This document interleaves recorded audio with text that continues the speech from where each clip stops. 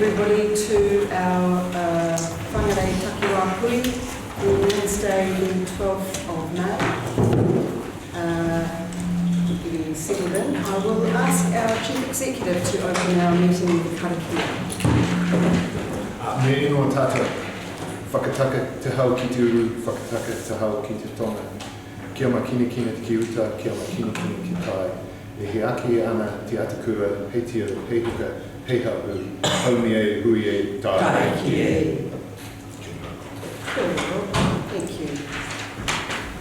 Councillors, just as normal, if there are any interest in items in which you have an interest on the agenda, please if you could declare those and we'll note those in the minutes. I'm sure there won't be any conflicts of interest, but there will be interest in some of the areas.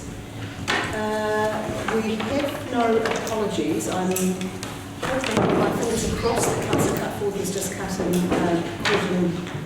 traffic. Has anybody heard from? We don't want to go hunting for her again. So hopefully she will hear, but we will note that she's not at the meeting at the beginning. We have two items on our agenda today.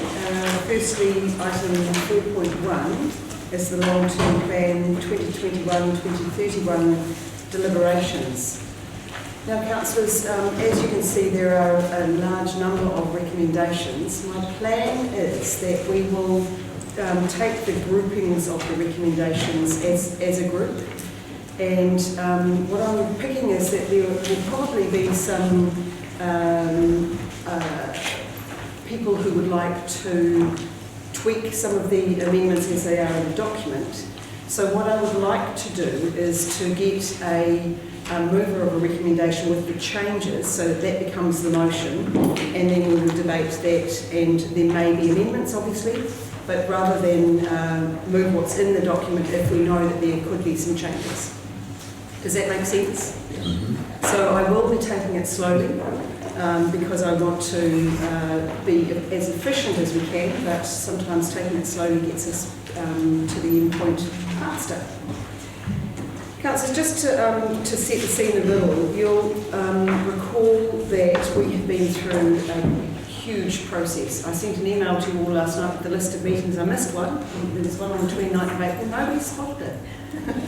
But you know, we have had a tremendous amount of briefings, of meetings, and deliberations. We've been through a very long process. This is the most important thing that we do in each term of council, is setting the plan for the next 10 years, although we review it every 3, which is a bit ironic. However, we are in that process, and you'll recall also that COVID, the dreaded COVID, really impacted on the financial year that we're currently in, and we did some dramatic changes to that to enable us to not put out a significant rate rise to our ratepayers last year, the year that we're in.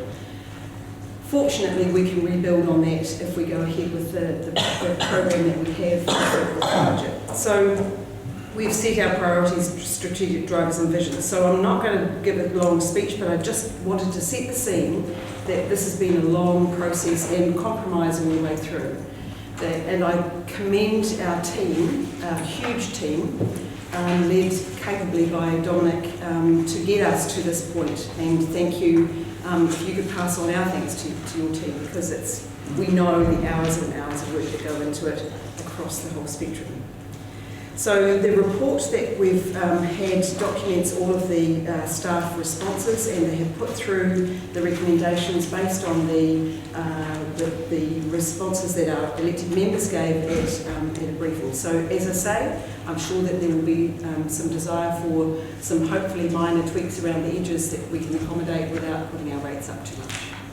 So the first recommendation is that Council notes and considers 2,886 formal submissions received on the long-term plan 2021-2031 and concurrent consultations. Can I have a move for that recommendation? Councillor Copperillo has moved, Councillor Connick is seconding. Any debate on that? I'll put that motion. Those in favour, aye. Aye. Against? Carried. Item 2. Now I'm just going to check with Dom. We were going to move that to after we've done all the others? Is that still the best advice? Through the chair, in the event that there are changes, we'll move that to the end of the audit and then adopt it with inclusive of those changes. The main thing is that was written as if all of the things in the document were going to go through without any financial changes, so we will hold that and hopefully we can remove it as it says at the end. So the first grouping is the recommendations around spaces for gathering, and the recommendations are, it's item 3, and there's Uruku Landing Conference and Event Centre option 1A, Hihiaua Cultural Centre option 1B, upgrade facilities at Forum North option 1C, and theatre at Forum North option 3. And that turns over the page, there's a G, so we've got A, B, C, D, G, E, F, G. So Councillor Innes is indicating he will be moving a motion. Thank you, Your Worship. Is it as written in the agenda? As written in the agenda, so that's 3A through to 3G. I have a seconder for that motion. Welcome, Councillor Cole. Yes. Councillor Benny is seconding. Councillor Innes. Thank you, Your Worship. So what we have in front of us here is really work in progress. I think that part of that has been a step that we've now gone out and had wide consultation and submission in terms of what I see really as 3 key projects for the future of Whangarei District. If we go to page 17, we can see there the weighting of submission, and submission from the public really was option 1, and it's option 1 that we have in front of us in terms of this resolution. And it's one that within that, it's interesting to look at the level of support for each one of those projects. We see that Hihiaua, then Oroku, and then the Forum North upgrade in terms of the weighting. What I find interesting when we look at this is that we often look at facilities. The reality of this is that it's more than facilities, it's actually, as suggested, a place for gathering. And they have different functions. And I think, like, when we look at Oroku, for example, it's very much involved with economic development. It's one whereabouts we don't stand in isolation. We stand there with the Regional Council and their resolutions, but we also stand, and in many ways we are captured by central government. And the funding of $60 million that they're prepared to put into Oroku. That puts some time constraints on what we're doing. So I've really seen that Oroku Landing is very much economic development. We had a briefing yesterday and we see it's very much, again, work in progress. Outcomes of feasibility and due diligence investigations are part of this resolution.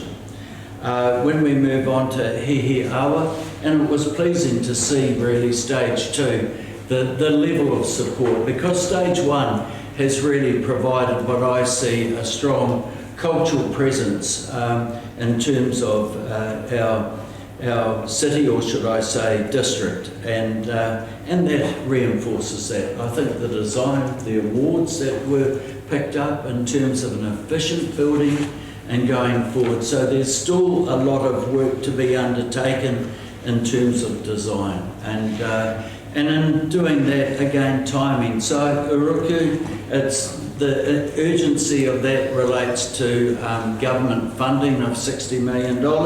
Hihiaua, we're really in a position of looking at timing, and that's really within their court in terms of how they progress with their design. And I see here that there's a level of further support that could be available to them through various things. So, and then finally, the upgrade of facilities at Forum North. And we're all aware really of that situation where we move out of this building and we vacate it, and it provides a space. And that space, I think we need a lot further discussion on. And I see Northland Polytech and with government looking at possibility of coming into Forum North. But again, we see the theatre is there. There is a lot of submission, not as much support as the other two, but it's very much there, the Lyric Theatre and Year 8. So there's funding put through to that. So it's really with pleasure that I'm able to move this because I see these three projects are quite pivotal in terms of the development of Whangarei District, particularly I think in the first instance Uruku in terms of economic development. So thank you, Your Worship. I'll leave it at that.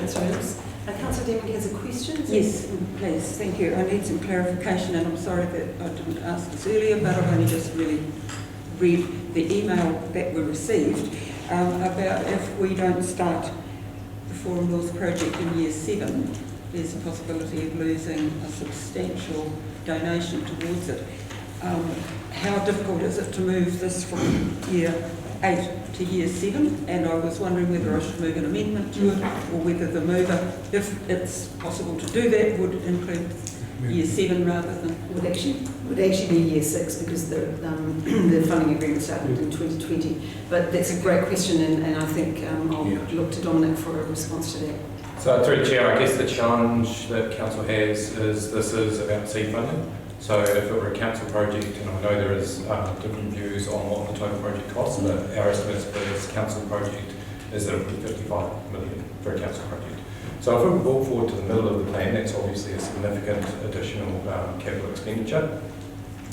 We have specifically included clause G, which talks about continuing to work with the Forum North Trust on the timing of a theatre at Forum North and the implications for third-party funding with a view to maximising funding, etc.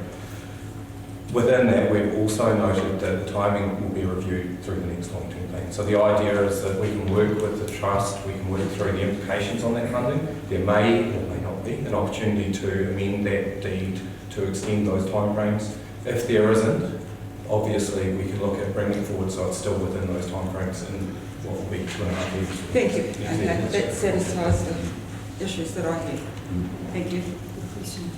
Councillor Cutforth and Councillor Peters. Your Worship, I'd like to move an amendment, if I may, if I have the support, and that is that we take the 3A, 3B, and the Uruku, Hiawa and upgrade as separate discussion points for separate voting. Oh, thank you. Sorry, did I miss something while I was locked out for 3 minutes? You were locked out. Yes, we're moving the recommendations as one motion, but that's a really good point, and I didn't clarify it specifically. I agree with you that I can take each of those and we can vote on those individually. So there's no need to move an amendment to that effect. I will request. I will put forward the Uruku Landing for vote, Hihiawa for vote, and Forum North for vote. Okay, thank you. Can I foreshadow a possible further amendment then, which is on the Forum North aspect, following on from Councillor Deming. I just wondered what would be the impact, actually I guess it's a question before I decide what I'm going to do, what would be the impact if the E and F were changed to year 2 and to year 4? So that would be $2 million in year 2 and $3 million seed funding in year 4. And if I can just get a comment first, and then I'll explain why I'm suggesting.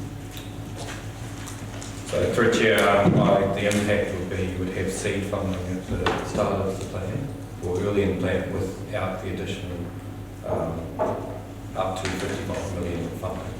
So you're going to be in a position where basically you've got seed funding but no further funding going forward, which will raise the question of, obviously, when council will be funding the rest of the project. the 55 million.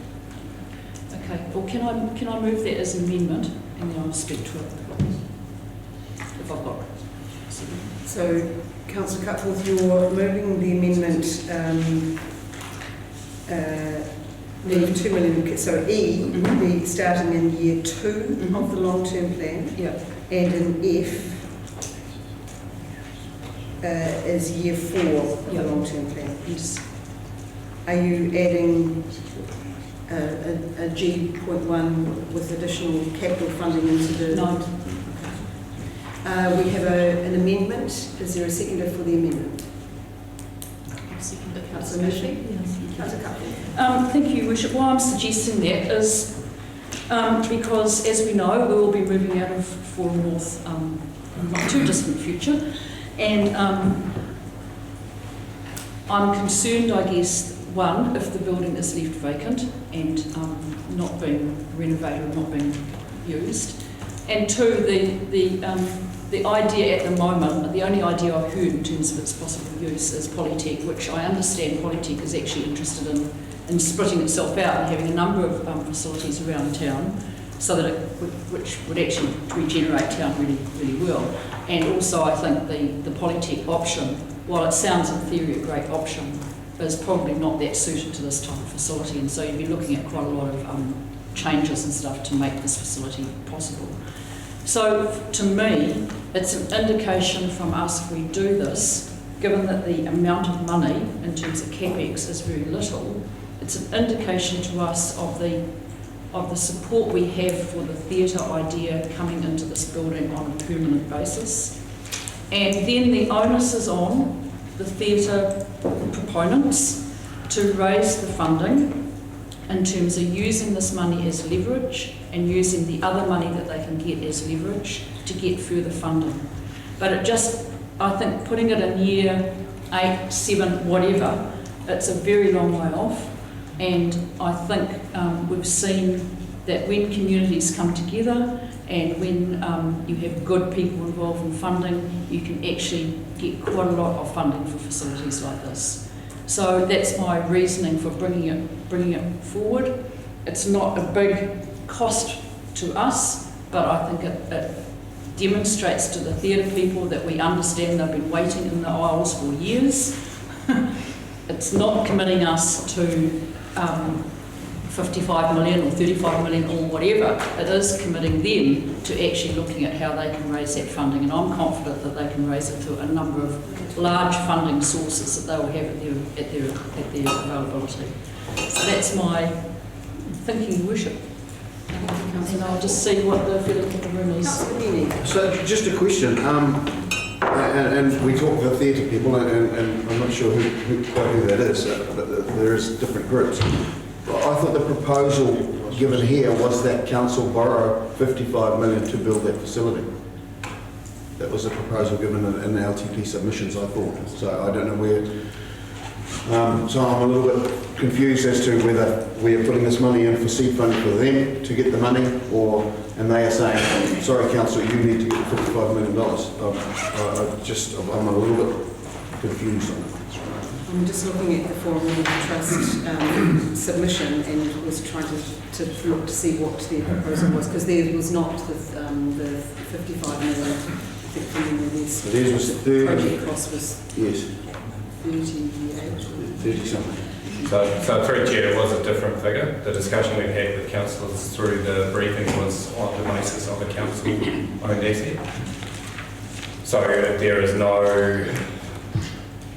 Obviously, if it were a Forum North Trust-owned asset, that would be a grant situation. We'd put the funding in based on a council-owned asset. We'd be in a situation where we basically have funding for council to start the project, but unless there is additional funding committed at a later date by either party, it wouldn't be able to progress to construction beyond the point. So that was the rationale for including it within basically reviewing the timing, getting clarity around those aspects, and reviewing the timing through the next long-term plan. Donna, can I ask a question just further to that around if as you indicate, if we have funding in our plan for a project which is bigger than we've got funding for, what would audit's response be? We don't know. I mean, this is being done on the fly through the chair, so I think it will be an issue that's raised and discussed through the audit process. It could well be an issue that they raise and flag, but I can't give a definitive answer on that. I think it will be a key point of discussion area. Any further discussion on the amendment? Councillor Holmes? Thank you, Worship. The submissions were quite clear. When the members of Four North Trusts came in and spoke to us, the costs that they were throwing around was one was 35 million, the other was 34 million. And now, with council involvement, I think our original motion is the correct one, because they indicated they were on a 7 to 8 year time frame to build a theatre. And I think they need the seed funding now to be able to start work and get some plans drawn up. And as everyone knows with buildings, it takes time. And you can just look next door to the Civic Centre, probably 12 years, 15 years beforehand, we said we were going to build that building. And so it does take time, it's a large amount of money, but our role as council is to listen to the submissions, we heard the submissions, and try and focus our emotions around their requests. So I think we've enabled that to go again, the first part of that to go again. We've got confused looks around the table. I have a question, Dominic, around the should the amendment succeed, what impact that would have on our budget profiles? So it will have an impact on, through chair, will have an impact on debt. Again, we are doing this on the fly, so I don't know what that impact will be. There will be a timing difference, obviously, in the funding, and then how close we get to our benchmarks. We haven't modelled. We would likely stay within our debt parameters, I believe, but there will be financial borrowing cost or interest implications as well from that point on. They're the main issues.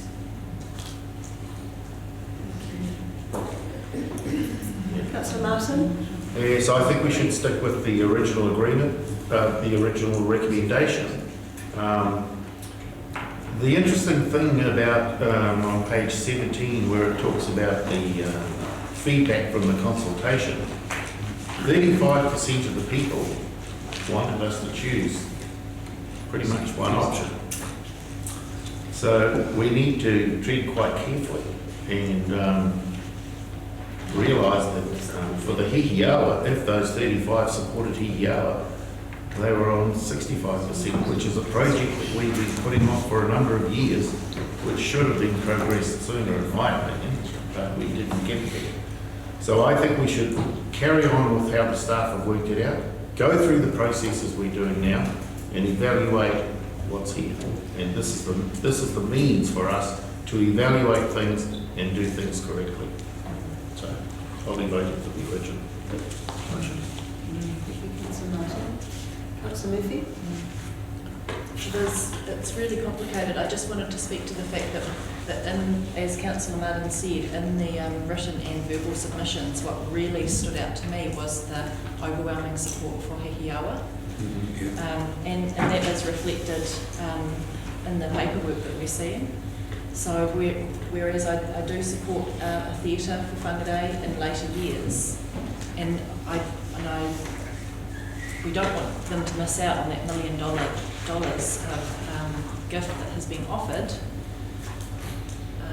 I am cautious at this stage to bring funding forward for the theatre without further investigation. Councillor Deming? In my view, this is a plan. It's not a cast in concrete. We have the opportunity to amend when we come to the annual plan, then the next long-term plan. At this point, we have everything fitting into the budget in an appropriate manner. Much as I would like to, in my personal opinion, bring the theatre forward to get started on it as soon as we vacate this building, or District Council vacates the building. I think we have a plan, and we at this point should stick with the plan that we have and be prepared to amend that as appropriate with, I mean, who knows which of these 3 projects are going to advance at what stage. They could be held up for a number of reasons, in which case the plan will have to be amended as plans ought to be when we come to the annual plan next year or the long-term plan in 3 years. So accordingly, much as I respect Councillor Cutcliffe's intention, I think personally we should stick with what we've got. Any further discussion on the amendment? Councillor Cutcliffe, I share your desire to encourage the community group to advance their plans. As Councillor Dean has pointed out, I do think, and as Dominic pointed out, I think G of this recommendation allows us to do that. And we, as yet, are not sure about the other, we're confident of Hihiawa or Ruku has some steps to go through that could change things dramatically if that proceeds or doesn't. So I think I'm not going to support your amendment based on the clear desire for us to continue to work with the community group to honour this anonymous donation that's come through. The condition of that agreement is the construction of the theatre commences by June 2027. So I think that does give us some room to be able to see how this is going to work through. And given the unknown impact on our budgets, that adds to my reticence to change anything today. Any further discussion on the amendment? I will put the amendment. Those in favour, aye. Aye. Against? No. It is lost. So, councillors, back to debate on the motion that we have in front of us. Councillor Peters, Councillor Peters. My list. I'd like to really thank Dominic for all the work that he's done and his team, because I think that it is a mammoth job. I just want to briefly endorse what's written and supporting Hihiawa, both in the, and acknowledge that a lot of people have supported, I mean, it has the strongest support, but specifically in C, talking about adjusting timing according to their needs, that's really brilliant, and also further support. So I'm just speaking strongly in favour of Hihiawa. Thank you, Councillor Peters. Any further debate? Councillor Connor.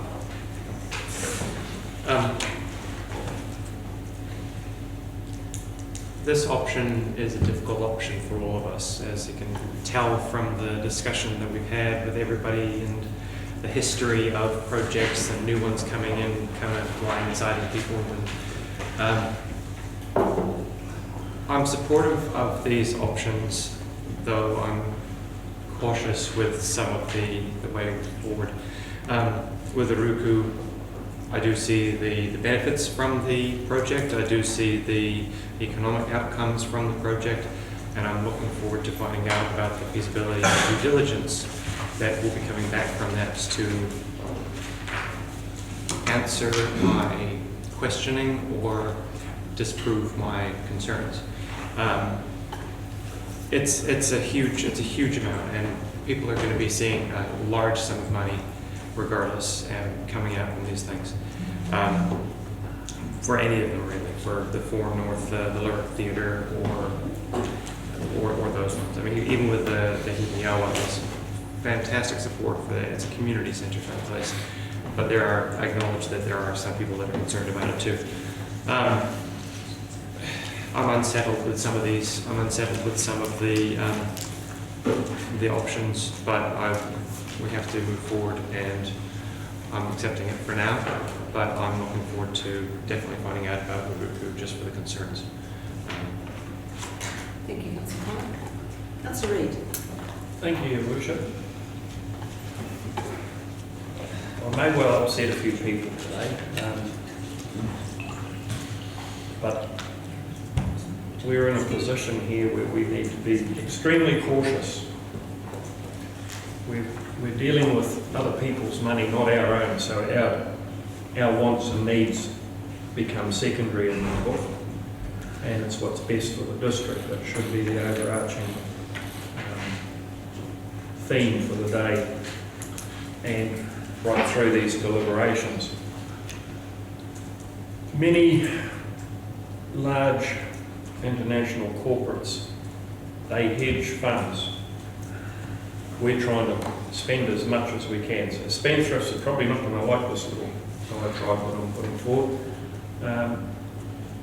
I would like to see us remove some money from our budgets, both CapEx and CapEx, and use that to provide a hedging fund for our staff to cope with any unforeseen calamities or catastrophes that we may have, rather than waiting till something goes drastically wrong and then scrambling to try and find a way to get around it. So to continue, Aruku Landing, I would like to see us put this on hold for now until we've got full accountability on this feasibility study that's being done, and then we can make an informed decision. So to me, Aruku Landing Event Centre is off the chart for today. Hihiawa, yes, all in favour of that, as I am the Port North becoming a theatre complex. So now to upset the apple cart and the spendthrifts, I'd like to see $1 million out of that 5 held back as part of the hedging fund, so that our staff know they've got some money in the background to bail us out when we really need it, instead of everybody just wanting to spend, try and get the staff to find money where there's nothing existing, and rearrange projects out of the plan to suit wants and needs of individuals. We've got to look at the district, not ourselves. That's right. Thank you, Councillor Reid. Any further discussion? Councillor Dean. Just following on from Councillor Connor, I also thought, well, I think a lot of us do, concerns with the Aruku landing, but I think reading the recommendation, it gives us the room to consider it, so that we don't lose an opportunity, but it safeguards us in that we can have further consideration as the various reports and risk assessments become available.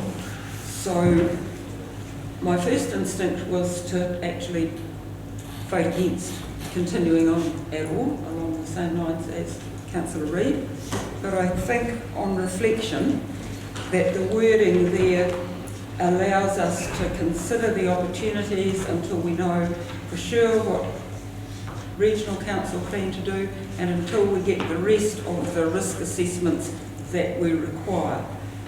So I'm just signalling that at this point I'm very doubtful, but I'm prepared to continue to consider. The other two, obviously, I fully support. Councillor Dean. Question. Councillor Connor, question? Yeah.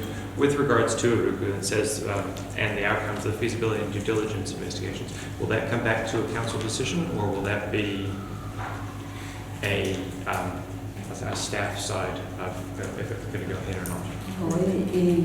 The reports will be reported to council for and analysis done on those and recommendations, and it will be a council decision, is my understanding. I want to make that decision with the councillors. Yeah. Councillor Bennett. So taking each one, Aruku, I'm comfortable that the feasibility and due diligence give us the flexibility to continue with that project. Hihiawa is one that has gone on for a long time, and any reduction in funding for them is just going to slow them down. This is only, this and along with the PGF funding gives them some certainty to be able to progress and to look for more funding, and I just think this is a huge community project that we really need to get behind, rather than cutting them and slowing them down. And the theatre, I think it gives us options for the theatre as well, so I'm happy to support all three. Councillor Bennett. Councillor Hobbs. Yes, Your Worship. I think as a council we've done extremely well to be able to have a recommendation that we've got some kind of buy-in. I think 3 major projects are all going to have a marked influence on the Whangarei going forward. So our role, as I say again, is to listen to the submissions and the requests from our residents and ratepayers. And I think that's what we're doing here. We're giving everyone an opportunity to be in the game. And last night I actually attended the Sweet Caroline tour, the tribute to Neil Diamond down in Captain Bogle. Absolutely sold out. And sold out. So there's a need for this type of space to be increased. And whichever option, I think all the options are live, and we've given the opportunity to actually stage it. And I think that's very, very responsible of the council. I think it's a quick way to do it. Thank you. Sing along. Yeah, that's very good singing. Singing Sweet Caroline. Any further debate? It's a showstopper. Councillors, I will also be supporting the motion, and with that the caveat that Oruku is subject to a $14 million contribution from Northern Regional Council. I believe there are members of that organisation in the room, so they'll be watching with interest what we do, no pressure.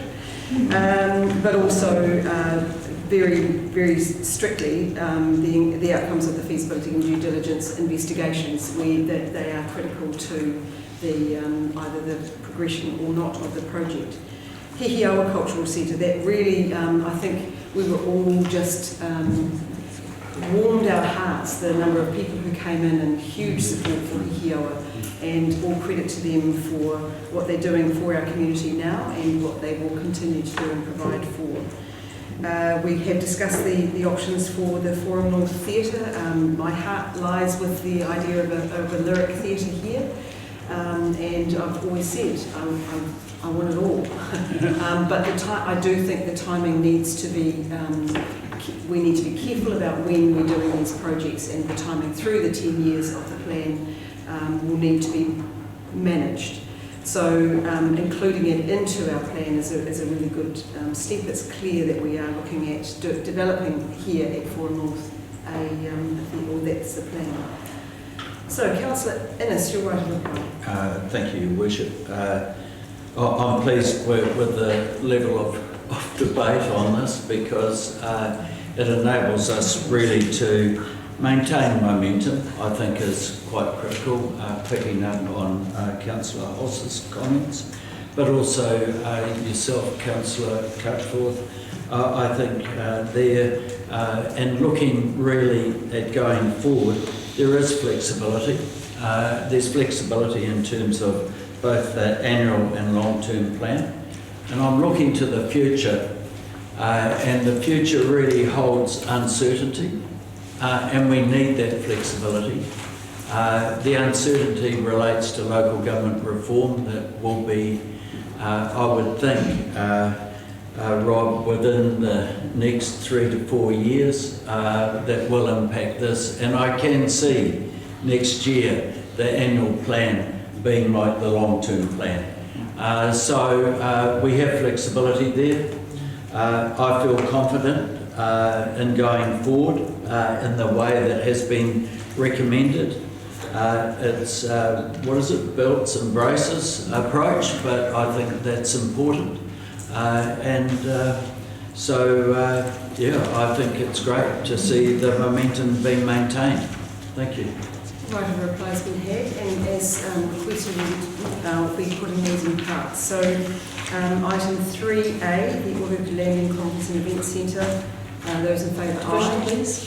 A division has been called for. Those in favour, please raise your hand. Councillors Benny, Murphy, Connacht, Peters, Martin, Cooper, Reid, Golightly, Innes, Hulse, Cockerillo, and Her Worship the Mayor. Those against? Councillors Cutforth and abstaining. I have one hand up. For or against? For. Oh, we missed you. You took it down a bit early. We missed you. Sorry. That is carried. Item 3B, Hihiawa Cultural Centre. Those in favour, aye. Aye. Those against? Carried. Item 3C. Sorry, does the division not last throughout the... It's just for each Oh, vote. okay. Would you want? No, that's okay. Take That's all right. I thought it lasted like for I would classify here as unanimous. Item 3C, the Forum North Theatre. Those in favour, aye. Aye. Against? Carried. So the next group of recommendations are regarding capital expenditure.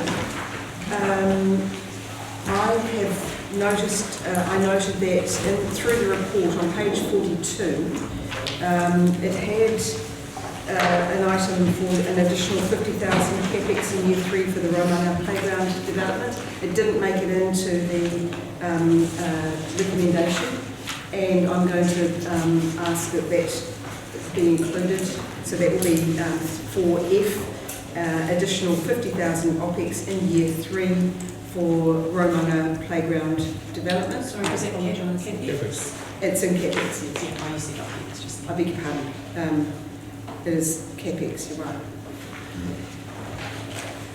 So, were there any other changes proposed from people about this grouping? Councillor Peters? In 4A, could we put district-wide bike security infrastructure, so it goes out to the other areas as well?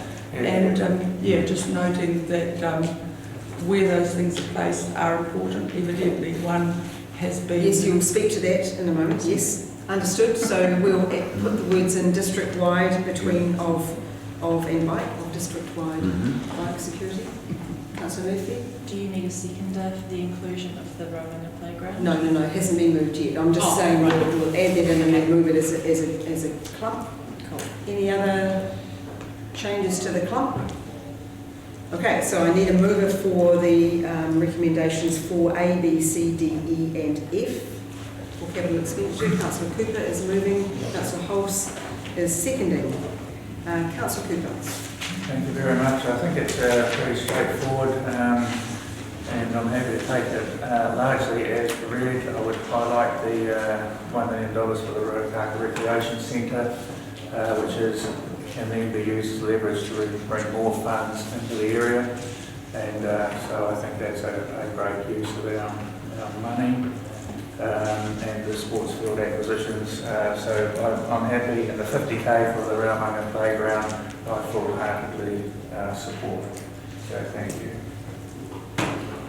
And Councillor Cooper, I'll note that you would have had an interest in the Whangarei Museum air conditioning as the council appointed trustee. Yes, sorry, yes, thank you, I appreciate your help. Councillor Cockerell. Jim, my question is, in relation to the monies that have been stated there, they don't have dates on them, so I presume that they're being putting over the whole of the 10 years? Just ask Councillor Kula. Dominic. Councillors and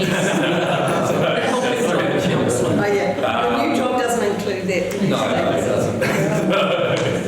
So the detail is within the deliberations report, and so we work through, and we've got a recommendation at the end about the timing.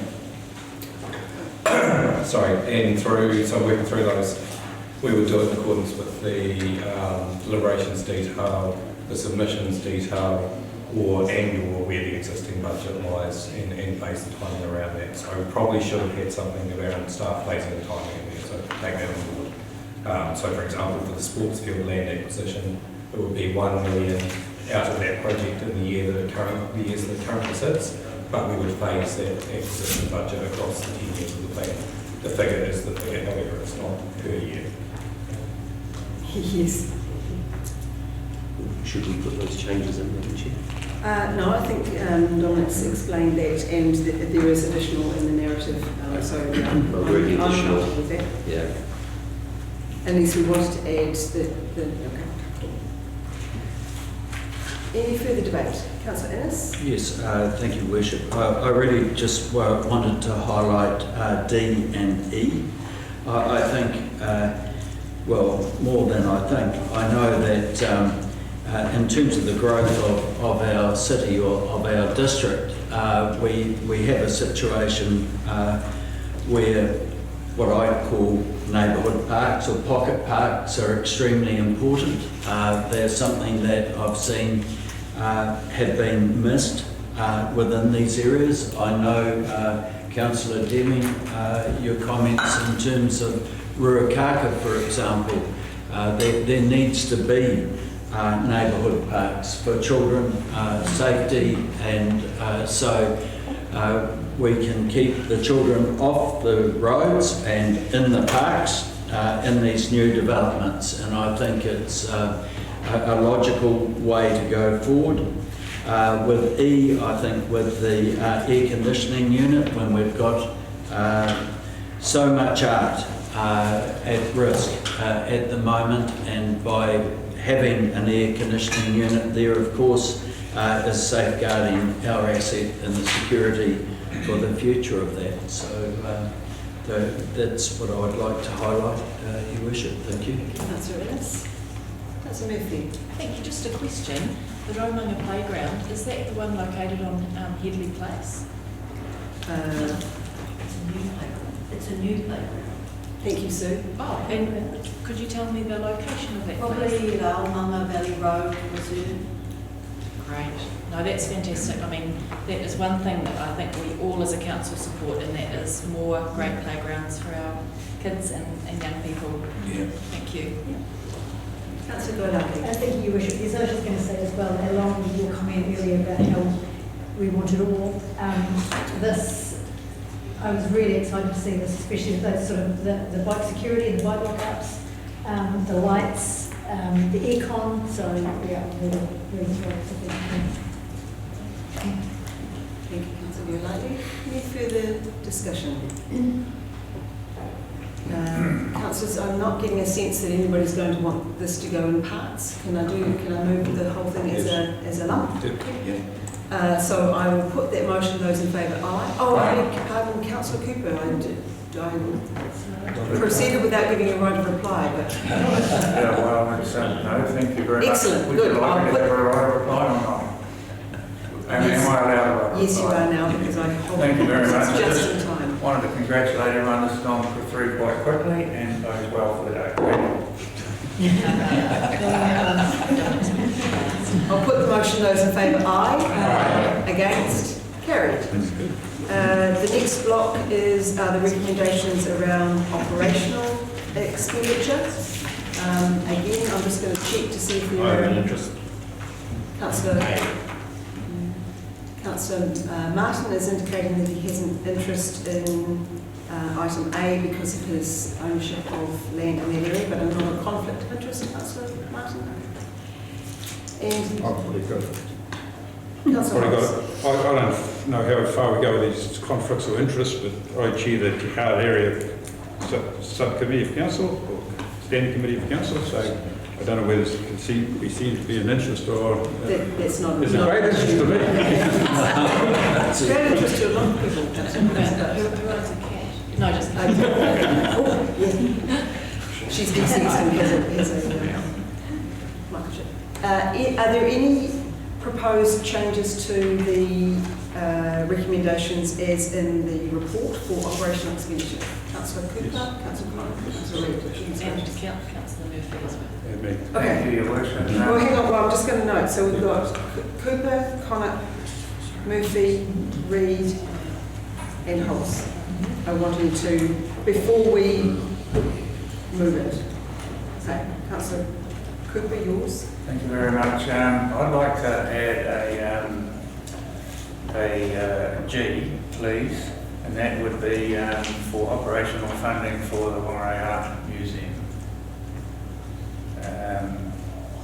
And that being in year 1, $250,000. Year 2, $150,000, and year 3, $50,000.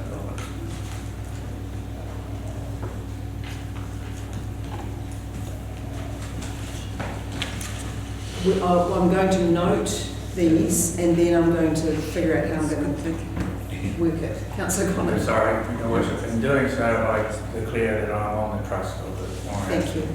Yes. Councillor Connor. In regards to, well, it's kind of coming with 5B. It's adding an additional to this additional 200K a year to the funding. So you are proposing that it's clean-ups of 400,000 per annum? Basically. But to go into, because if we do get the positions that we will be having, in order for them to be able to follow through with their, what needs to happen, in lieu of going up to the larger sum on climate change and waste minimization. This, I think, is a small amount to add to it compared to the fact, reasoning being as well with the please don't describe your reasoning. You'll get to debate that, but you're suggesting that will be 400,000. No, to funding for waste minimization. As a separate. Oh, okay. So it's not the contestable funding. No. So you've got 200 for the community, but 200 to be able to be allowed for staff to be able to do their job. Kind of thing. In the waste area. Yes. So adding operating expenditure OPEX to the waste budget of 2,000 per annum. 200,000. 200,000. Right. 2,000. I could accommodate. If everybody could do that, then that's true. And Councillor Murphy?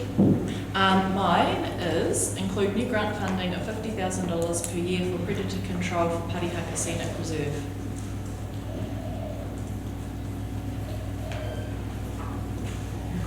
Could you repeat that, please? Slowly. Include new grant funding of $50,000 per year for predator control for Parihaka Scenic Reserve.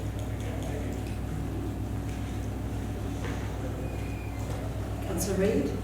It's a question, Your Worship. The increase in the budget for Te Reo, does that take it from 150 to 200K?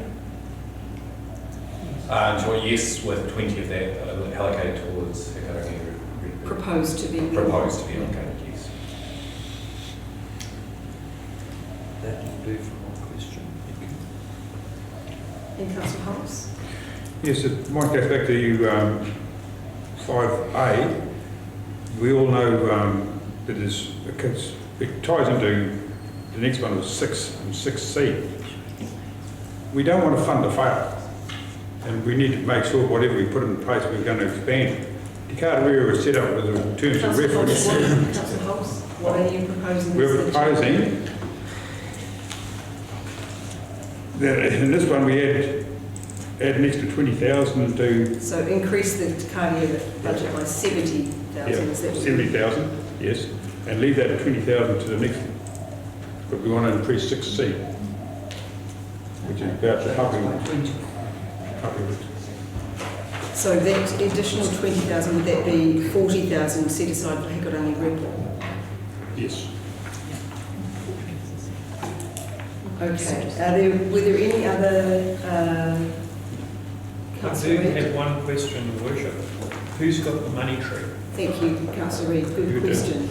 So, I'm now in the position of Councillor Innes. Yes, if I could, just a question, Your Worship, and it comes back really to waste minimisation projects and Councillor Connop's suggestion or recommendation, and it's one, the question relates to the development levy that we get from central government. Councillor Innes, I'm sorry, I will, no, that is do not... we receive that funding? We will debate that when it comes to that item. I'm Okay. sorry, but if we start asking questions, then we'll have a million questions. Yeah. Councillor Can that one be separate, not included on the same one, but as a separate option? What I'm going to suggest is that the motion will be 5A, that increase the Kaurialia budget by 70k per annum, inclusive of a 40k per annum Te report. That's A, and the rest is red. B, increase contestable funding for community waste minimisation projects as written. That B state remains the same. C, increase contestable grant funding by a further 100,000 per annum, remains the same. D, budget 15,000 per annum for the first 3 years of the LTP to subsidise cat desexing, microchipping and registering programs as read. E, allocate 30,000 of new grant funding in year 2 of the LTP to a consent for the Gomez Park proposal, as written. F, allocate 30,000 of new grant funding in year 1 of the LTP to support the Whangarei Wetland Project, as written. G, to allocate 250,000 year 1, 150,000 year 2, and 50,000 year 3 to the Whangarei Art Museum Trust. For operational funding. For operational funding, good point. There's under our OPEX. This is that whole cluster, so it will be OPEX. H, to allocate 50,000 per year. No, what was it? Include new grant funding of 50,000 per year for Parihaka pest control. I've got that right?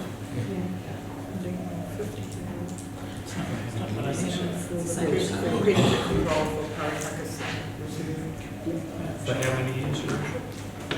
How many years for that one? Every year. Okay, correct. So that will be inflated across the 10 years. Now, I am going to move that. Oh, I beg your pardon, and Councillor Connopps, so we've got an I, that we allocate an additional 200,000 per annum to the waste. OPEX for waste minimisation. OPEX for waste minimisation.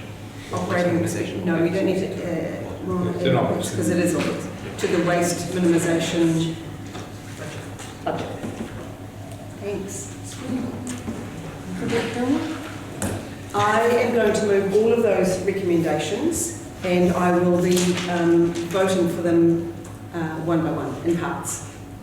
So I can feel Rob getting antsy beside me because can I call a division for each one? Yes, you can. I will gladly do that. Bearing in mind that every decision of increase has an impact on our budgets. Every single one. If we keep them to the original, and if somebody moves an amendment that we take it back to what was in the agenda, then it will have no impact on the programmed budget, is my understanding. Any increase will have to be modelled, and we will have to give our staff time to come back to us and tell us what the impact will be, and therefore what a potential rate rise will be as a result, because that is the only option. Is that clear? Rob, do you want to add? Through you, Madam Chair, I'd just like to say I'm pretty sure that the magnitudes you're talking about will mean that you will go above what you consulted on.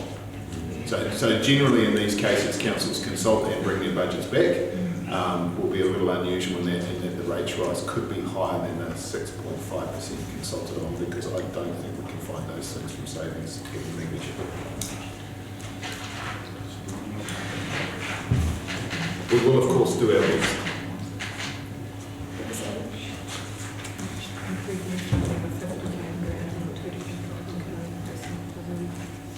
Just bear with me for a moment.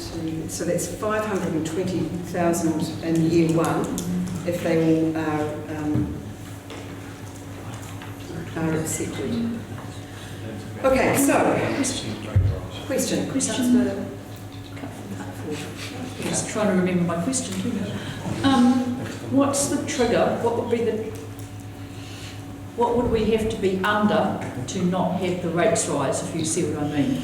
Is it 400, 300,000? 400 is 1%. So through you, Madam Chair, Dom's just told me by the magic of electronics that what you've currently got is 0.8%. Right. So 520 is 0.8%. So it's roughly 400,000 is 0.5%. Is that right? So and we have but already been through looking for the savings, and that's what we used to do this. So there'll be relatively limited. I'm not expecting us to be able to pull any rabbits out of hats. So anything on there is probably going to result in an increase. So just through Chair, just to clarify, we included a table on page 7, which includes the savings we've already found, which were tightening, with some risks around those. And then based on discussions with councillors, what the appetite was for a further increase, noting that comes from year 2 onwards, was the discussion we had. 373, basically 374k for a 0.5, 598 for a 0.8. That's in year 2, so it'll be less in year 1 because that will have additional inflation on it. And I see the least frowning, I worry. Councillor Murphy. Just a couple of questions, because we've got, for example, C, increased contestable grant funding by a further 100k per year. And so, I mean, there are options there, you know, to use some of that money. So, for example, for Parihaka. And So I will speak to this in my thing. But I guess my question is, how in our debate, if there is the potential possibly to use that 100k towards these additional OPEX requests, or over the page under housing, if there's a double up there, the 200k to the housing-led strategy, when can we, do we need to debate that at the same time? No. No, okay, so we just go ahead. So, Councillor Murphy, you're right. If you deleted the 100k additional contestable grant, that may, if collectively, but the other option is to recognise that your request could be fitted into that budget line. Oh, I know, it's going to get confusing now, isn't it? Sorry about this. Has it been moved? I have moved all of those. Do I have a seconder? Councillor Cutforth is seconding. So I'm going to take them one by one. No, I'd like to speak. I didn't know I was coming in here today for a lolly scramble and putting our own pet projects in at the last minute. Ones that have been debated and not made the list over the last few months or the last few years and through the consultation. And it's pretty disappointing, and this has never happened before, where we have a lolly scramble right at the front. We've got a whole book to go through yet, and we're already talking about 0.8% rates rise on these things here. And I don't think that's right. We've been through the process, we've agreed on the ones that went in there, and all of us had things that we really wanted to have in there that are not in there. And now we're adding all these others, and we're going to spend up all the other people's money, and it's just wrong. And we should not be putting this huge extra burden when we haven't even been through all of the real things that need to be done here. Because there'll be heaps more changes, and I'm really concerned about how this process is going. So, Councillor Martin, are you indicating that you're going to move an amendment that the original motion be?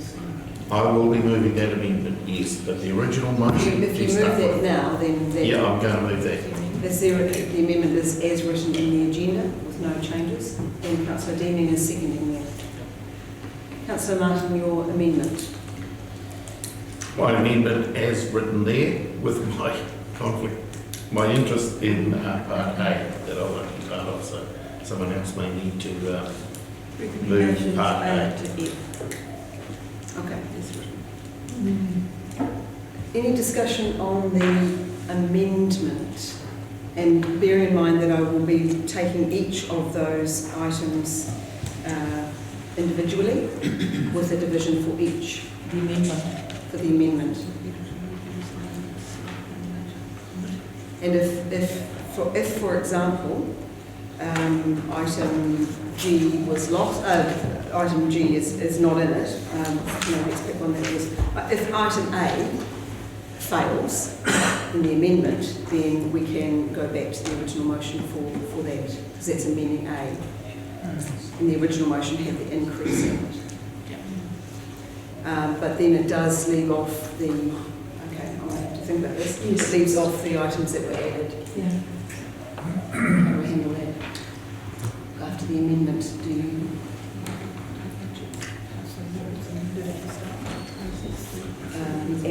We changed A, funding A, and we added G, H, and I. So the amendment eliminates G, H, and I and brings back A to the original motion. So that's the amendment. If the amendment is passed, it becomes a substantive motion. But what happens to the G, H, and I?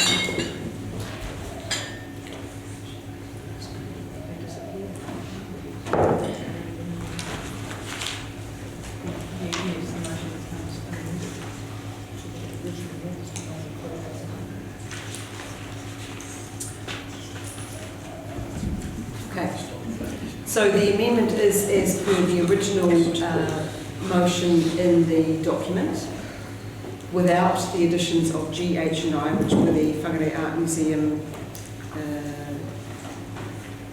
H was funding for Parihaka, and I was additional operating for waste organisation. Thank you. So I'm going to open this up for debate. Councillor, Could you please clarify what is included in A?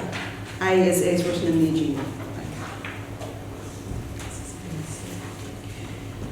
Question. Good me. If we were to pass the amendment, which is the original, so GH and I then go, do they? So are you looking at taking the A to F individually in the amendment? So just for argument's sake, if we voted for C, which is contestable funding, it's not possible to later introduce another item which indicates taking money from that fund to fund another item. No, you can't. You're asking, is it possible? Yeah, I'm just checking that people understand.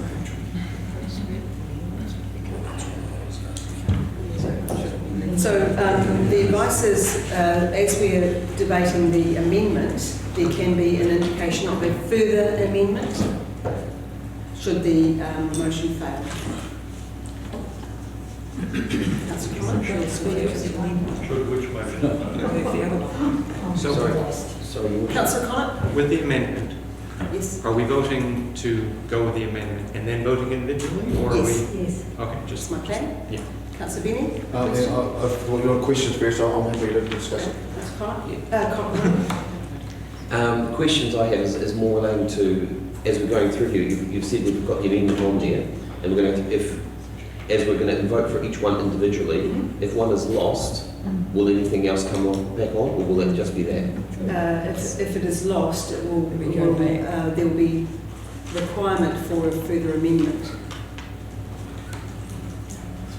If one of those items is lost, not the whole motion is lost, if one of those. Councillor Holmes? Yeah, just a question though. We went if you look at the front of the agenda, this meeting's about our deliberations. It's not about us making a final decision. That's made next month on the 24th of June. It's about building an LTP. Exactly. For final adoption. Yeah, that's right. So it's not the final vote. Yeah, it is. I know what you're doing, Councillor.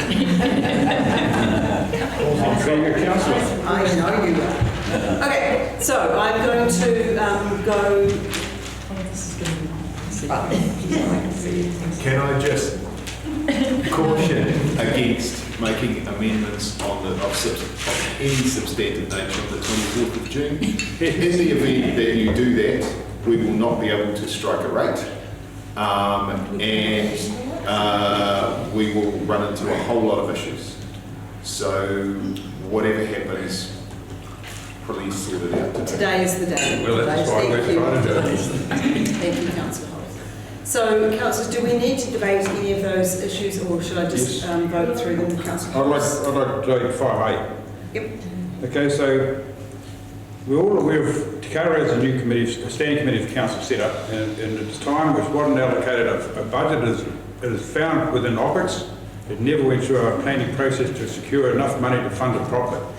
And yet we got in 6C that we an estimated cost of the hapu, but the commentary from staff that it won't cover the cost of the hapu. So that's funding to fail. I do not want a new committee to be funded to fail.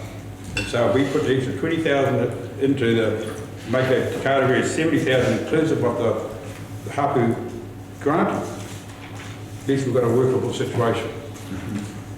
And I think it just makes straight out common sense. Councillor Cochran? Just as a question, are we allowed to debate each individual one, or do we have to, when we question, or when we actually go through debating, are we debating the whole lot as a group?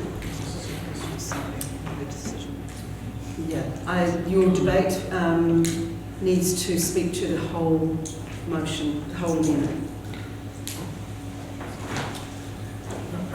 because we've got a motion which includes all of the aspects. Murphy? Sorry, so I'm confused. So Councillor Martin has put an amendment. As written. So now are we going to vote on each?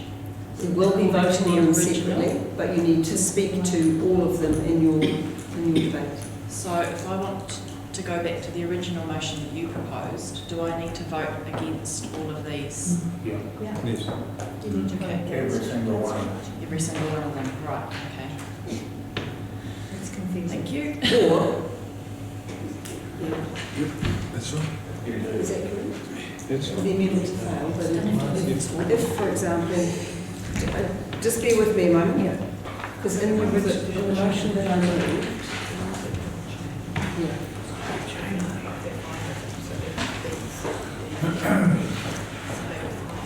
the only one that changed was A. So if we want to, if that failed, then we would go to the original motion for A and GH and I.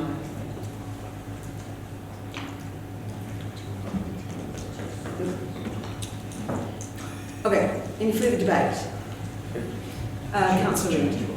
Your Worship, talking of lolly scrambles, there's been one on the floor there all meeting and no one's died for it, so it seems they're saving themselves paperwork. I'm right behind Councillor Martin and Councillor Beaman on this. It's time we cut the cloth to fit the clothing, not just decided we want to make a bigger pocket. Yeah, that's what we've got there, it's what we do. Thank you. Councillor Cooper. Thank you. I just want to make sure I understand the situation properly. And I think just at that last, before Councillor Reid spoke, you said if we go through and they are either all pass, does that mean G, H, and I don't come up at all? Is that right? No. They don't come up. Yeah. So the only way to get back to those original motions is to vote against every single amendment. The Bishop could take A, which is the only one that has been amended. If that's, you could vote against that or for it. If that's, and then take B, C, D, E, and F together because there were no changes to those.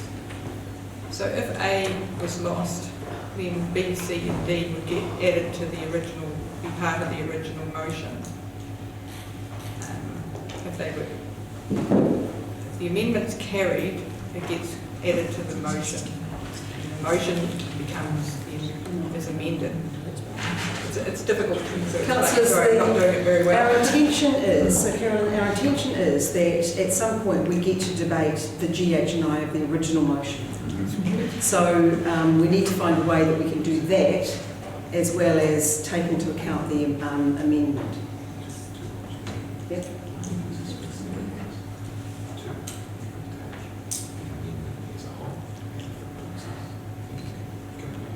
Do you want to say that out loud? So Councillor says, I see this, and thank you Alan for the line. I mean, there are two options. One, you could suspend standing orders and have the discussion here. The other option is you could take the amendment, which is as written in the document, as a whole, and then if that fails, you could then take the, and if it passes, then that's what we do. So if it passes, we don't get to go for GH. That's right, that's right. So, but if it fails, then you get, as you've changed with all those adjustments, which then take us into those separate items. So we would have to vote against Councillor Martin's agenda to get to GH&I and the changes. I apologise for this, team, but this is how it's going today. We're still happy. Councillor Penny, you wish to speak? Yes, I do.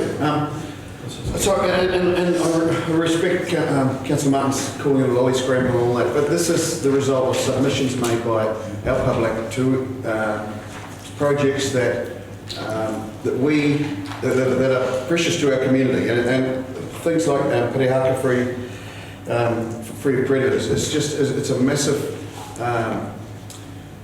community project that's the jewel, one of the jewels of our crown, and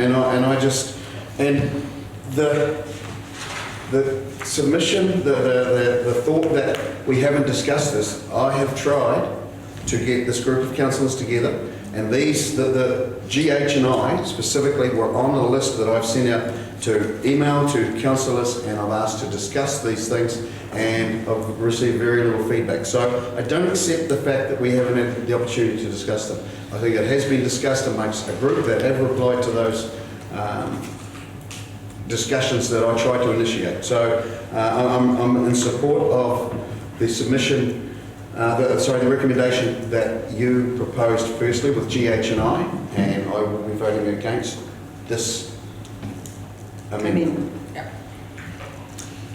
Can I just check if the amendment is successful? What happens to GH and I? They disappear.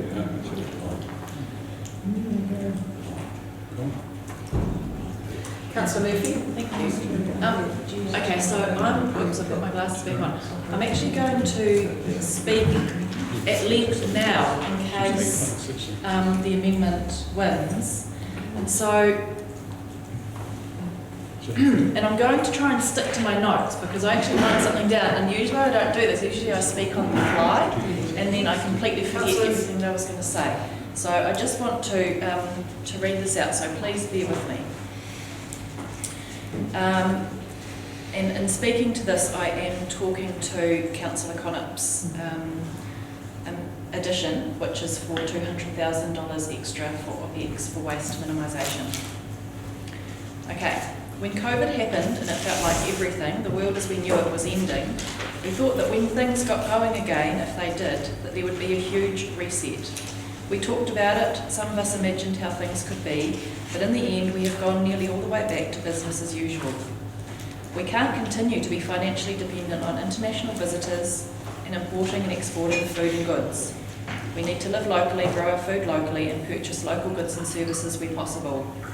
We need to transition to a sustainable zero-emission circular economy, and it is achievable if we're willing to strive for change. Council works hard to make Whangarei a great place to live. Playgrounds, libraries, community funding, sports fields, the list is absolutely huge. This plan contains some fantastic proposals. For example, $4 million for pensioner housing and other big stuff like bus priority lanes, investment into the blue-green network. Fantastic. But caring for our environment must remain the highest priority. We need to work together as communities, as regions, as a nation and across the globe to fight to keep warming to a maximum of 1.5 degrees. We have an opportunity to do more now to show forethought and leadership and allocate funding towards climate change, adaptation and mitigation. Climate action consists of a suite of actions across all of Council's activities, enabling and encouraging a reduction of carbon emissions, drawing down carbon, adaptation and planning for the effects that climate change will have on our communities and infrastructure. So we did consult with our community and it was clear that they wanted us to do more. And it would have been, what we asked for in option B was an additional $370,000. This would have been about 18 cents a week or $9 a year on top of what we were already proposing. Pretty minimal. Unfortunately, our council as a team didn't show support for this increase. And so I believe that Councillor Connop's amendment today is a good compromise. Having more money for waste minimisation and OPEX will actually allow us to achieve tangible actions in our corporate sustainability strategy, in our climate action plan and in our council waste minimisation plan. So I fully support what Councillor Connop has proposed there. So it's like pulling out part of the additional work that we were proposing for climate change and sustainability and making it a tangible reality. So I really hope that people choose to go with the original motion because there is an opportunity there, and if we that is lost, it will be a real shame, because there's a lot that we can actually get going with now. There is a small amount, so through the process, I acknowledge that we have added $165,000 for waste minimisation. That includes about $80,000 to employ a waste minimisation officer, and then about an extra $80,000 of operational funding. But that's a very, very minimal amount. I mean, what can a staff person do with that? So yeah, to be true to what our community came in and spoke, there was a clear support for us to do more. There really was. So as Councillor Deeming always says, there's always next year, there's always another long-term plan, but this is the time. You know, this is the process that we've been building on for 1.5 years since we were elected. And I remember the original priorities, I remember that first day, that first ever workshop we had, the priorities that came out were road sealing and maintenance, public transport, housing, and waste minimisation. So to be true, it's not a lolly scramble, it was a priority that we identified 1.5 years ago. Thank you. We're only on page 2. Thank you, Councillor Murphy. Councillors, any others looking to speak to the amendment? Councillor Connor. Following on from what Councillor Murphy said, that is precisely why I have put this amendment in, to be able to do it. I can't see anything in here, in the whole of the long-term plan, that will not produce waste in some way, shape or form. Challenge anybody to go out and spend a whole day without creating waste in some way, shape or form. People throw rubbish on the ground saying somebody's paid to do that. If we don't look after these things, and I appreciate that there is money in there for picking up rubbish as well, that it's just going to get worse. If the levies and things, although there is money to be going into these funds and areas, with the added costs, those people who can't actually afford those, it will probably end up with more fly tipping as it goes. The council is roads, rats, and rubbish. It's one of the main courses. It is. We have the sustainability strategy. We've got waste minimization strategy. Sustainability is literally everything that we do. It's eating breakfast to how much you spend on whatever. Convenience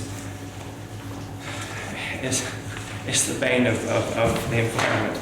The speed that everybody wants to get everywhere and do everything without caring about where the end product goes. It's the fact that our recycling bins that we have in our public spaces are rubbish. They're facade, facade, or however we say it. We need to make sure that in the education of people to make sure that the recycling, when they think, I'm putting this in the recycling bin in a public space, that it actually gets recycled.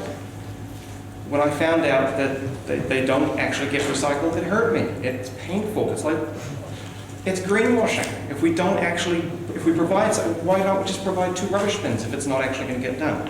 I know we need to educate. We need to show that the people need to do these things and get better, and it is personal responsibility, especially in these spaces. But even a lolly scramble creates rubbish, because you don't want to pick up a lolly on the ground that's unwrapped, but you're going to be creating plastic rubbish or paper rubbish for these type of things.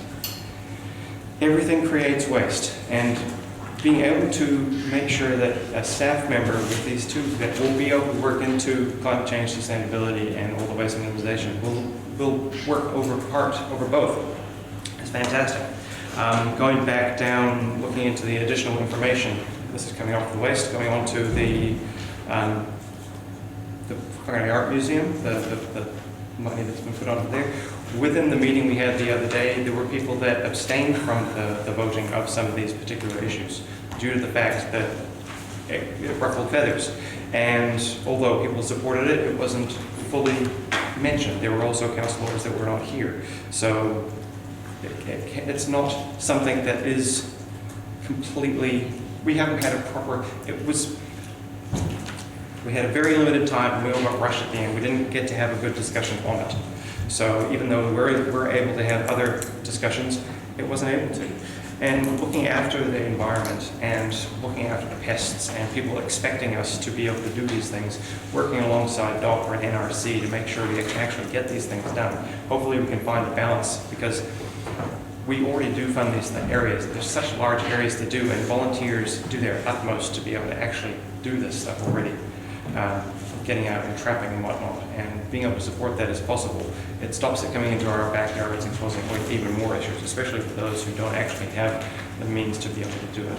And respecting the fact that we do, rates rises will impact on people, but when these things are issues that will be dealing with people, that will benefit, that issues that will be coming from this will be benefiting the people that need them the most.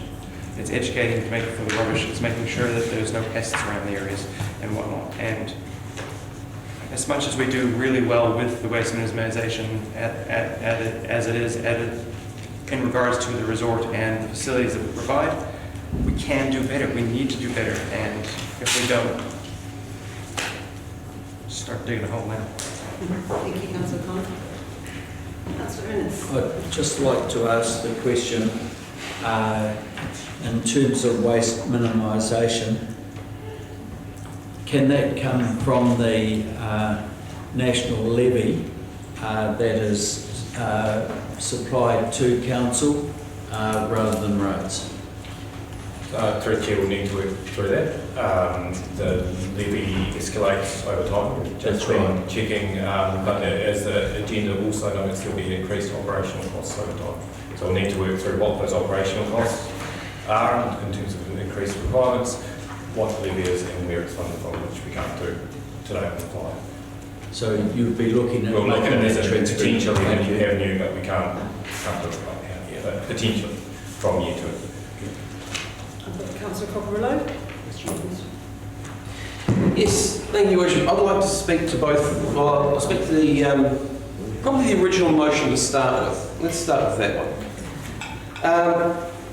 I find it humorous, Your Worship and councillors, that we need to spend money to help with waste minimisation. Can I ask and look around the councillors and see how many are actually using your laptops at the moment? Well, all that paper that you've got on there, where's that going to go? It's not about money, Your Worship and councillors, it's about attitude. And unless you change your attitude, there's no need to spend more money. And I actually have a real issue with what's actually listed here at this present moment as the present motion as well. I have a real issue with this because I know as a pure fact that I have ratepayers out there who are struggling. And you just want to keep increasing the rates on them. Keep increasing them, yeah, absolutely. These poor guys and poor families who are struggling, who may be out of a house next year. But yeah, okay, keep increasing the rates on them. Think about these people, please. These are our community. And yes, you might be able to afford your rates, but not everyone can. Some are paying weekly because that's how they have to pay their rates. So when we talk about costs and all these other additional items that you keep adding, you know, I have an issue with item A and B as well because this is extra cost which I know affects our ratepayers. And I know that our ratepayers are hurting. And I personally have an issue with all of these extra costs, even though I do appreciate what WAM does with the art. I do appreciate all the work that they do and they look after that. But right now, if I took away the $2 million there for Te Karea, that would be $2 million that I would then have to be able to spend on other items. $2 million because an extra 50K takes you up to $200,000. Over 10 years is $2 million. If you take away that, that's $2 million you instantly have on other things which are more important within our community. Now, I'm not saying that Te Karea is not more important. I'm saying that this is just creating more meetings and more waste. Now, so just think about the different costs that are actually in there and over a 10-year period, what those costs incorporate and how our ratepayers can and are struggling to afford to pay things. While you want to add these items, and I believe full intentions that you've got those intentions to do the good things, but think about our ratepayers, because right now they cannot afford it and they are struggling. A lot of them have lost their jobs. And a lot of them are losing their jobs. And you can blame it on COVID, you can blame it on the downturn of the economy, you can close it on the refinery and the issues that are happening there. But our ratepayers are hurting, and yes, that's not everybody. But we need to look after those people who are hurting. And the only way to do that is to stop spending additional money that we don't have. That's a complicated question. Page 31 of the agenda, or page 23 if you're looking at the other side, whatever it is. It goes with the question of the solid waste and whatnot. Staff response comes in with there. Within the long-term plan, council received waste levy funding that could be available for waste minimisation projects. So the question could, not will. Is that more leaning to the will, or where is that? Which way does that fall? Through the chair. Sue's nodding, so the response we've got in here talks about needing to get a handle on those operational and increased costs as well, and then bringing it back for consideration on council. So, yes, is the short answer. Any others wishing to debate the amendment? Councillor Cooper? Thank you very much, Your Worship. As everybody has said, everyone acknowledges it's a balancing act, isn't it? Now, I hear what Councillor Martin says about the lolly scramble, and it's really struck a chord with people. And I hear what Councillor Cockerillo is saying about the rates and going up and people struggling. We obviously have to take in the whole community and the whole picture that's presented. The consultation has gone out and genuine needs and desires have been presented to us, as Councillor Benny said. We are trying to reflect those desires. We have significant investments in our community, and do we want to set those investments up to fail? The career area is a huge investment in our social capital, and we should give it the opportunity to reach its full potential. The Whangarei Art Museum, which I'm trusted of, there's also a huge investment with the Huntweiser building and the great economic benefits that it brings. Do we want to set that up to fail? As a council, for the people who are struggling, we do provide mechanisms to help with their rates and help people through these situations. So it's a question of balancing, making sure we maintain our mechanisms for looking after the people who are struggling, quite rightly so, and also taking into account the desires of the wider community. So I won't be supporting the amendment. Councillor Cooper? Any further debate on the amendment? Yes. Councillor Holtz? Thank you, Worship. And I'm dead against the amendment for a number of reasons. One is we've been elected to lead. And the second thing is we've been elected to take notice of the submissions put in by our resident and ratepayers. This is our process. So you look back, if you're trying to develop a district that's got a huge growth node in it, and we're one of the leading councils across the country in a growth situation, we need to be up in the front of the game. I find it quite alarming that we can find millions of dollars, in a recent example, towards the Civic Centre after consultation, and that just goes with a bit of ease of council, extra $10 million. What we're talking about here is amending a few minor tweaks in the operational budget. In our operational budget of council, there's over $100 million. Of 1% equals $1 million. We're talking about $450,000. Less than half of 1%. That's what we're talking. In any business world, the CEO and the management team would be asked to run through those figures and see whether they can accommodate that and come back with a recommendation. That is us standing up and representing our people, the ratepayers. If you walk around Whangarei recently, and everyone does now, because there's a lot of tourists in town at the moment, we've got the 100 miles going to completion. The big park we put in there, this council found an extra $3 million to upgrade that park from the original quote. The original quote came in at 2.7 million. It's up over 6 million. We found that money as a capital project. So you go through some of the projects, people come because they like the amenity value we're adding to the district. The lead walkway only happened because council invested on putting a harbour bridge across, the Whangarei Bridge. We have to invest up front to get the gain for the council. We have to invest up front to make sure we carry our residents with us. We're not asking for much here. These are little tweaks to discussion documents, discussions we've had right through the long-term plan. And this is exactly what I said before. This is about our deliberations. This is where the only chance we get of having our last say to get this right. I'm real comfortable with some of the recommendations. Like, why would you have 3/4 of the city bounded by pest management program and you don't have para-hacking in it? It makes sense. If you're going to do it well and do it properly. So if you go down one by one, I think the councillors have done their democratic right to bring things back to the table and discuss this. If you want to put the handbrake on everything, do it, if you wanted to go that way. But just remember, don't go out and celebrate the opening of the new park. Don't go out and celebrate the extension to the lead walkway.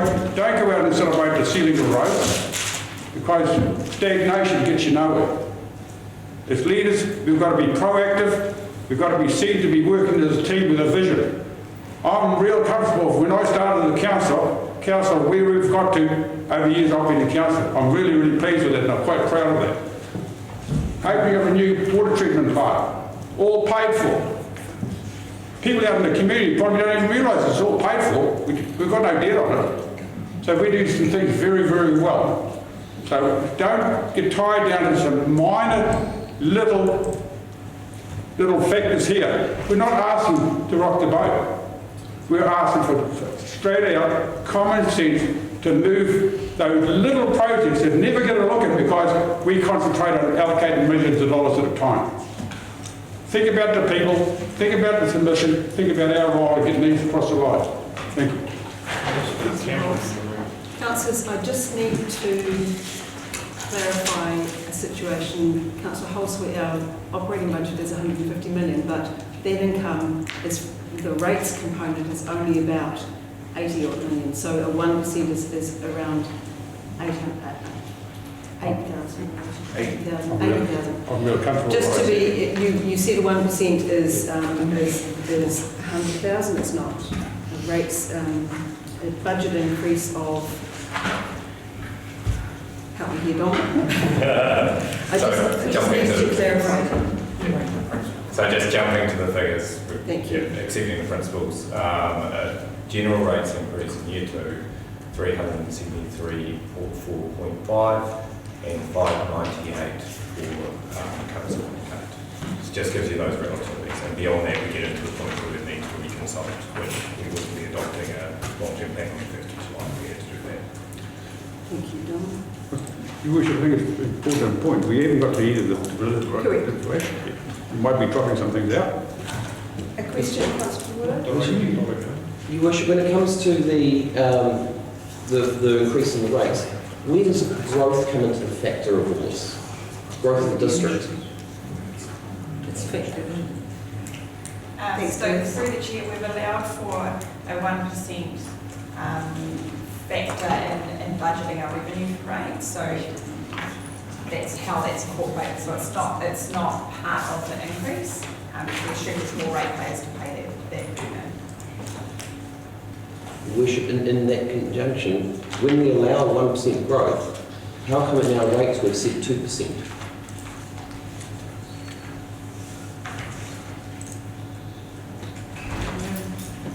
When you say 2%?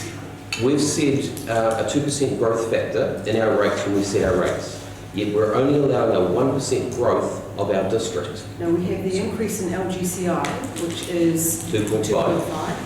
the growth component, which has always been in our budgets, plus an additional on top of that to cover the additional work. Your Worship, how do we equate the 1% growth when we've actually been having 2.5 to 4% growth in our district? Dominic? I'm not a rating expert, so I am actually going to flick over to Alan to answer that one. Through the chair, two parts. The growth component is paid by new ratepayers, not existing. That's why we talk about the 2%. We monitor the 1% growth that's not consistent. We monitor trend over time. We consider whether we had to adjust the 1% through this LTP process. The view was it was still a working number, which we will review through annual pay as the next LTP. At this stage, monitoring the trend to the rateable properties, 1% is the right number for us. That's a good thing. Thank you. Any further debate on Just- the amendment? Councillor Martin? If I may, the reason I moved the amendment was because we get the agenda, we go through the agenda, and we work out what we are comfortable with and what we're not. And the normal process in every other meeting I've been to is that the agenda comes, and if somebody wants to add something, they move it as an amendment. This time, it's being added in prior to us having the discussion. That's a lolly screen. Had we been going through the agenda, which we've all had, which is a public document, we're changing it before we come to the debate. And I find that unfortunate. Obviously I was away for health reasons, but the point is, when we have an amendment, everybody gets to have their input. I like some of these ones that are on. But I believe we should be doing the agenda and do it by amendments so it's clear and straight up. And that's why I made that amendment, to bring it back in. And all of this grandstanding and talking about everything, we're on halfway down the second page of a book and we haven't achieved hardly anything. And it's all very well having a big talk and stuff when the cameras are here, but people need to just realise that the staff have put this, worked it out what we can do, how we can do it, and if there's changes to be made, they should be done by amendment. That way it's debated and open and everybody knows what's going on, and we don't have this confusion. Councillor Martin? Councillor Cooper? Was that Councillor Martin's right to reply? No, you don't have a right to reply to an amendment. He was speaking to the amendment because he hadn't spoken to the amendment. I checked with Carol. So the councillors, the amendment. I take on board Councillor Martin's comments around the unusual way of doing this. I foreshadowed it at the beginning of the meeting that I was keen for each group for us to be moving the items that we as elected members would like to see moved, which is why I did it that way. I apologise, it has created some confusion. I was hoping that it would make it easier for us. The amendment, if it succeeds, there is an opportunity for people who have not spoken to the original motion, and at this point nobody has. So those other than the mover and seconder of the motion and the amendment can move a further motion, with further amendment. Just to make that clear, I'll say that again. Should the amendment succeed, people who have not moved or seconded the motion or the amendment can move a further amendment. So items G, H and I could be brought back in, or one or other of them as a further amendment, just to be clear on that. Should the amendment fail, then the original motion has all of those items, A to I, with the inherent rates increase that attached to them should they succeed, and I will be taking each of those in parts and voting on each of them. Understood? Yep. Oh my word. We're just going to get to the original. That's the original. That's the original.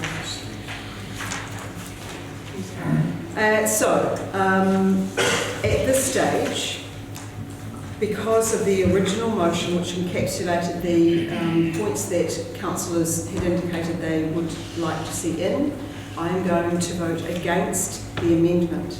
so that we can, if it fails, go back to the original motion. Division. I will put the amendment, and Councillor Deeming has called for a division. Oh, sorry, Councillor Gilbert, did you have a question? Or So just to be clear, yes. if we don't vote for Councillor Martin's amendment, we then go through each of these parts separately and vote accordingly to, okay, and if we vote for and Councillor Martin's amendment is successful, that's just it. No. You can put it Further amendments can be added. By those who haven't spoken. I haven't moved or seconded. Yes, it's not spoken or seconded. Oh, Okay. Okay. I will put the amendment, and Councillor Deeming has called for a division. Those in favour of the amendment, please raise your hand.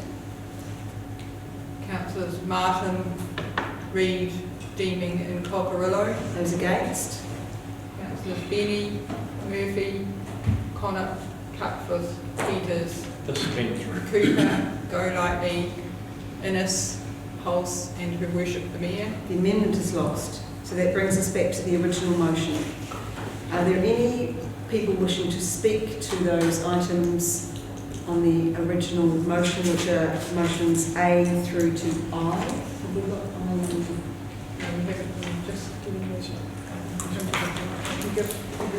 So just to be clear, so 5A is increase the Te Kāri area budget by 70,000 per annum, inclusive of a 40,000 per annum set aside for Whangarei District, with the committee having governance oversight of funding for initiatives that fall within its terms of reference. B, as written, with 200,000 for community waste minimisation projects under contestable funding. C, contestable funding, grant funding by a further 100,000 per annum. D, but 15,000 for the first 3 years of the LTP to subsidise CAT, D6 and etc. E, 30,000 for the new grant funding year 2 for Gomez Road Park consent. F, allocate 30,000 for new grant funding in year 1 of the LTP to support the Whangarei Wetland Project. In addition, G, allocate 250,000 in year 1, 150,000 in year 2, and 50,000 in year 3 of the LTP to the Whangarei Art Museum Trust for operational funding. H, include new grant funding of 50,000 per annum for predator control for Parihaka Senate Reserve. And I, allocate additional 200,000 operating expenditure to the waste minimisation budget. So I think most of those have already been spoken to. So I'm going to put each one. Oh, no, could I speak to that predator-free? Councillor Murphy. Yeah. Thanks, guys. So the question that was raised there was why doesn't NRC pay for it? So NRC did get money through predator-free Whangarei, but all of that money has been allocated to possum control at Whangarei Heads. NRC also put a smaller amount towards Te Akina Whangarei, which is the community group who are trying to encourage people to do trapping across the Whangarei area. But at the moment, and as it was spoken to in the submission, Parihaka is currently not being trapped. So council, we do some good work.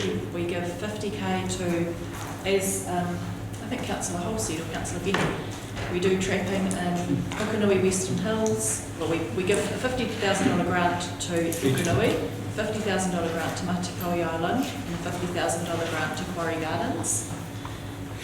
But our jewel in the crown, our maunga, our ngāhere, is we are not being good kaitiaki of it. The value that we'll get, if we put in $50,000, Te Akina are still going to do all the management, they're going to roll it out, it will pay for the infrastructure, and it will probably pay for someone to actually do the, check the trap lines. So the value that we'll get back far outweighs what we're asking to put in. I think it's our responsibility if we want to manage these reserves and hold them in our care, then we need to look after them. I think it kind of goes without saying. biodiversity is our greatest asset. So I really hope that you support this this additional OPEX. Oh, the other thing I was going to say is, sure, the alternative would be that they come every year and apply for contestable funding. But I'm opposed to that because you cannot employ someone, you cannot have any surety of the program if this group has to keep coming back, and they may be successful in some years, they may not be successful in others. So I think with this particular kind of work, give them the surety for the sustainability of the project.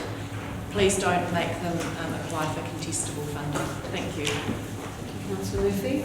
Councillor Cutforth. Thank you, Your Worship. I was sort of waiting until everything died down to speak, and I did want to speak in support of basically of H and I, and look back to the consultation that we had around climate change and sustainability, because when you look at the feedback from the consultation, I thought it was very strongly in support of further funding for climate change and sustainability in terms of the additional 370,000. This is on pages 20 and 21. And I got a very clear message from the community. In fact, I was surprised at the positive response we got to people being prepared to commit further funding in terms of the option 2 that we put forward. So I was quite surprised that had not come through, and I'm really pleased that Councillor Connick and Councillor Murphy have put forward the amendments, and I was just waiting until we got to that point, really. Because I think, and I totally agree with Councillor Murphy, that we should be moving away with some organisations like the pest control groups, away from this having to apply for contestable funding, having to apply and having it actually just a small amount but significant for them in our budget on an ongoing basis. So I'm very supportive of that additional funding. I take the point that people are making about rates increases. I do accept that, and I would suggest to councillors that there are a couple of options to deal with, and one is, and this may sound slightly strange coming from me because I'm strongly involved in community things, that councillors consider not voting against the contestable funding, the additional contestable funding, giving us then some wriggle room in terms of another $100,000. I have some concerns. I support council having funding for community groups, but I do have some concerns about increasing and continuing to increase our contestable funding, because I think there is an element of giving people fish instead of fishing rods. If you remember the whatever it is, not moral, parable. Thank you, parable.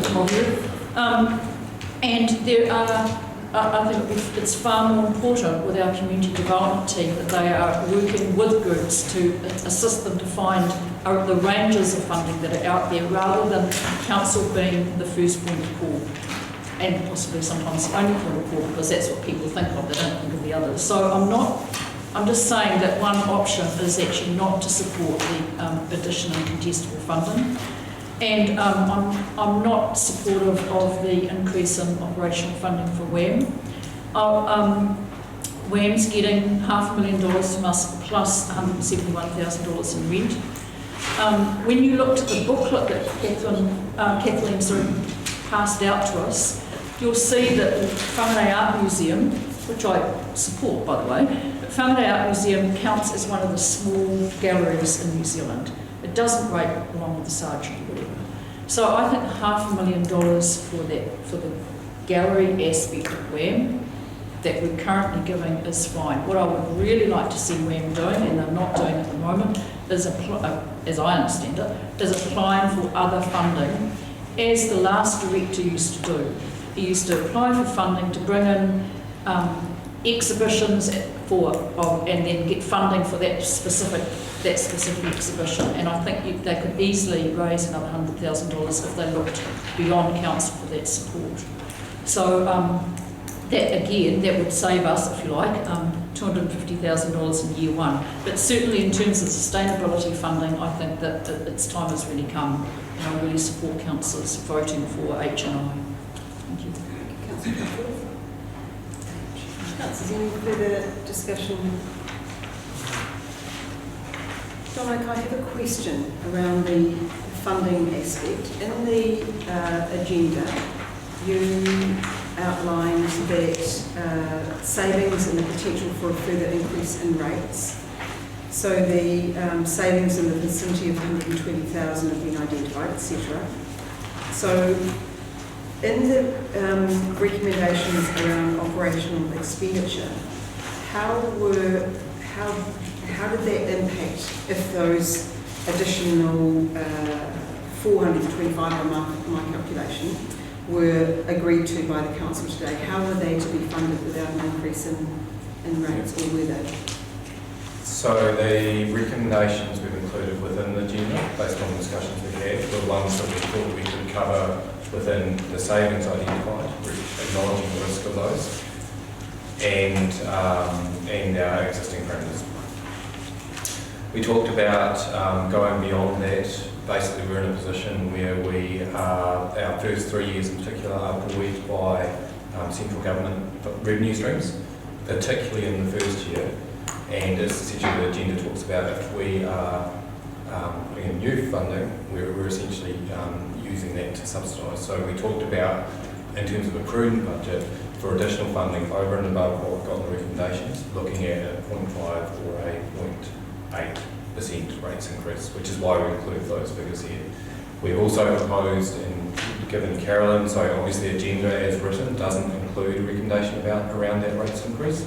But we anticipate that there might be changes on the day, so we've got a further recommendation that we would propose putting at the end of current recommendations to basically authorise staff to work through this, to work through any rates increase required as a result of it within those parameters, and it looks like we can stay within those parameters from what I'm hearing of an addition, so that under the 0.8% rates increase, which I sent you the legal advice on last night, and then basically giving delegation to work those through and increase the rates by the corresponding amount in terms of maintaining that prudent budget. And just to be clear, 0.8 from year one, as From opposed year, to... yes, because you are talking about making these changes per annum from year one. And the other point I'd note on that is you only get to make the change once. So basically you'll put in the point, whatever it is, somewhere between 0.5 and 0.8 by the sounds of it, rates increase in year one. That would be inflated across the plan, but because these are ongoing costs within every year, it's basically taken up by those ongoing costs. If that makes sense. Thank you, Dominic. That's helpful. Can I also just check that with the 200,000 for the community waste minimisation projects, that's anticipated to come from the increased in the waste levy?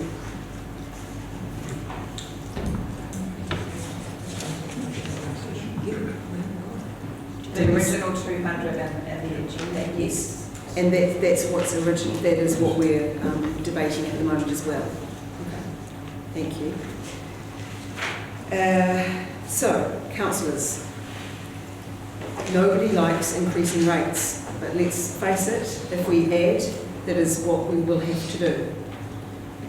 So the requests that have come from the community through the long-term planning process and through our own deliberations indicate that we would like to do more, but we have to be cognizant of the potential there is, as Councillor Poporolo has vehemently put out, that we have people who can't afford current rates, let alone any increases. We have to be cognizant of that. If I'm going through each of these, there was a discussion around the funding for the Cardiac budget for the 20,000, that if we don't do it, we're funding for failure. I challenge that, in that the community are already doing this work. They are saying we are doing this work and we would appreciate some form of assistance. So in a way, I was happy with the original motion. So I may be voting against that particular one because of the impact on rates.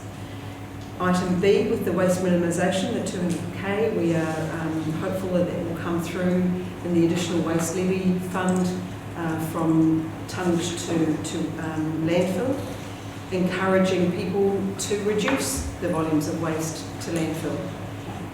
And waste is many things above and beyond just paper. C, the contestable grant funding. Councillor Cup has raised an interesting moot to put that perhaps contestable grant funding is not the place to add. However, we always know that when community funding rounds come round, there's not enough for the demand, and there will never be enough. That's very true. So that's a conundrum, and I still haven't decided how I'm going to go on it. The 15,000 per annum for the snip and chip program. I think the weight of submissions, our cap volume is significant, and I think to support an existing initiative makes sense, and hopefully that will really put a dent in a few hundred cats who are no longer out there reproducing. The Gomez Park proposal that came through as a submission, and the timing probably is right for that, for the community. That will require community support through that process.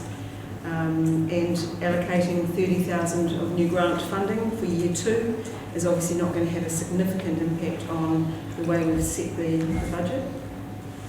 Brings us to the Whangarei Wetland Project. I swear that comes up every meeting we have. Its time has come. Then we get to the new ones, the Whangarei Art Museum operational funding. I wholeheartedly support the work of the Whangarei Art Museum and the work that they are doing, and commend the team who have lifted the game, I would think you would have to say, in the existing gallery and the exhibitions, and I'm hoping that perhaps your challenge to look for external funding is already actually been happening with the Whangarei Art Museum Trust. I haven't looked at their accounts recently in that detail, but hopefully they are, because I recall as a trustee we would often we wouldn't put an exhibition on unless we had the funding from external places, so I'm hoping that they will be continuing that. However, Whangarei Art Museum Trust is a council-controlled organisation. It's ours.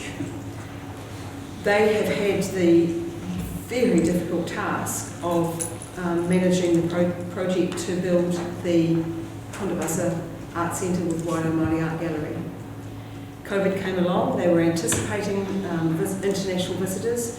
The potential income from that is gone at this point. They will be opening in December of this year. We absolutely, I feel, an obligation to ensure that they can open that facility with sufficient operational funding.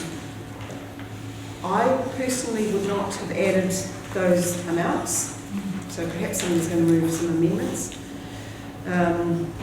to the amount, because that does impact on rates, and I feel that challenge, that burden. I do want to increase the operating funding across the first 3 years, but perhaps not to those amounts. I can't amend my own motion. Anyway, so that's the Whangarei Art Museum. We, just to give a bit of balance, we have added, without a blink of an eye, $374,125 to the NECT full trust ongoing cost. That gets inflated to a total of $4 million investment over the length of the plan to encourage that facility to succeed. We were happy with that, clearly. That's written into our budgets. We also support other cultural aspects, other sporting facilities across the district. We've got an obligation to do that for the people who absolutely enjoy those facilities. Number H, the predator control for Parihaka Scenic Reserve. I know the team who are up there doing the incredible work without this funding. I struggle with identifying one in particular. I think there are other mechanisms, and that will be interesting to see whether that gets through. And allocating additional $200,000 to the waste minimisation budget. I am a firm believer, as you know, waste minimisation was my thing as an educator for a while. And but again, I feel that burden of additional rates to be able to do that. I wish our community were better at managing their waste, and perhaps the increase in the levy will encourage more of that as well. So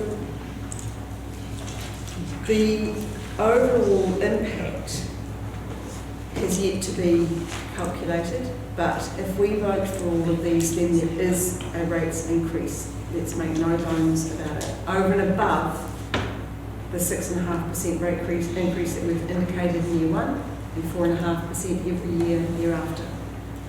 So it is a tough call, but these are responses to our community through submissions. Councillor Golden Lightly. Question, Your Worship. If we just vote for one of these, is that a rate increase? Or if we vote, so how many can we vote for? So you know where I'm going, don't you? Yeah, you know where I'm going. How many do you vote for before you then generate the rate increase? So that will depend on what you want to vote for through the chair. Okay. But what I would say is, if you look at the baseline of the recommendation, as we can manage that within our parameters and maintain a group budget, and if you look at substitution around that. So under the recommendation for OPEX, we have a number of line items. I would take waste minimisation out of that list because it's funded through the levies that year.